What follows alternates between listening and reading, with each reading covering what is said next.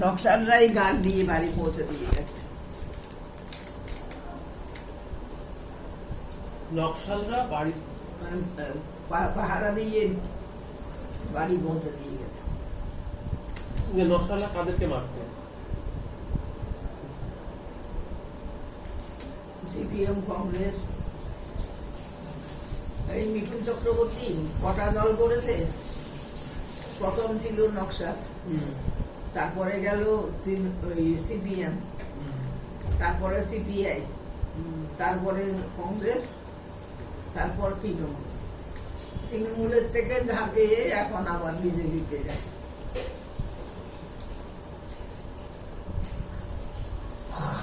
যখন যেদিকে সুবিধা পায় সেদিকে। আর মিঠুন চক্রবর্তীর বউকে যোগিতা বালি, ওইটা কিশোর কুমারের বউ। ও, মিঠুন চক্রবর্তীর বউ আর কিশোর কুমারের বউ সেম? হ্যাঁ। কিভাবে? ওকে বিয়ে করেছে, ওইটা ছেলের জন্যই ঠিক করতে গেছিল। কিশোর কুমার মানুষ হিসাবে সুবিধার নয়। হ্যাঁ, তাহলে এগুলি পদ্মায় লেখো না, তার দোলাই দেবে, তোমাকেও দেবে, আমাকেও দেবে। আমি কাগজে পত্রে যা পড়েছি তাই বলছি। কেন কেউ সুবিধার নয় কেন? এই যে সুবিধা, ওর ছেলে বিয়ে করেনি। অশোক কিশোর কুমারের ছেলের নাম হলো অমিত কুমার। তো বিয়ে করেনি? না, করেনি। ওই যোগিতা বালিকে লীনা চন্দ্রভারকার আমার এখন গুলিয়ে যাচ্ছে, ও গন্ডগোলে আছে। ঠান্ডা বড় হয়ে গেছে। ঠান্ডা হবে তো কি হবে?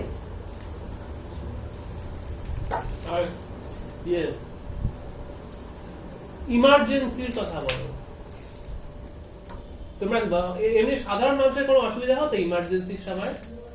কাদা ভালো।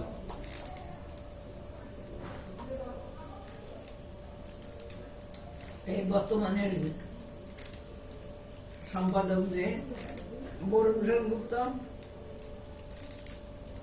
ইন্দিরা একাদশী পেলাম বলে বই লিখেছিল, ওখানে অনেকদিন জেল কাটিয়েছে। বড় বড় সাংবাদিকরা দুর্ভোগে পড়েছে। নর্মাল মানুষদের কিছু হয়নি। হ্যাঁ, নর্মাল মানুষদের তো কিছু হয়। নর্মাল মানুষের কিছু করেনি। কতগুলি আইন কানুন বদল করেছিল। কি কি? 144 ধারার মতন কিছু জমায়েত করতে পারবে না। এখন আমার মনেই নেই, অনেক দিনের কথা তো। গত বছর 50 বছর উপর পূর্ণ হবে বুঝি।